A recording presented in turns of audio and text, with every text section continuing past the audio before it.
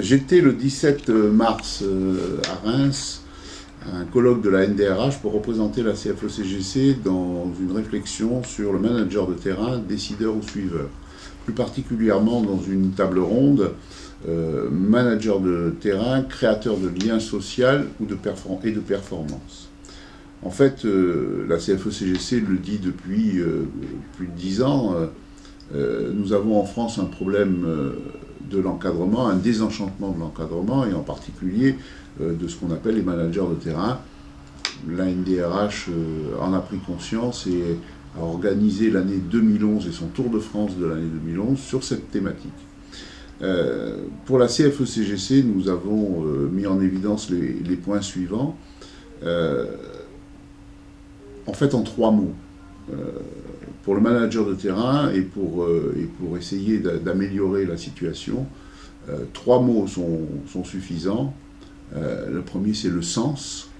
Il y a une perte de sens, tout le monde le sait, et le manager de terrain est au confluent entre les directions et les consignes pour faire avancer les entreprises et leurs équipes. Et ils ont besoin de comprendre le sens de l'action, le sens de ce qu'ils font. Et aujourd'hui, c'est totalement difficile et compliqué puisque les directions d'entreprise, les centres de décision sont de plus en plus éloignés du terrain. Le deuxième mot, c'est le temps. Le temps, c'est que le temps de l'économie, le temps de l'entreprise n'est pas le temps de l'homme. Et il faut retrouver le temps, il faut retrouver du temps pour se poser des questions, pour regarder en l'air, pour réfléchir, pour comprendre ce que l'on fait. Et enfin, la troisième proposition, c'est le pouvoir de dire non. La CFE-CGC le dit depuis longtemps, que vaut le oui d'un cadre qui n'aurait pas le droit de dire non. Nous avons dans nos entreprises trop de green culture aujourd'hui, tout va toujours bien.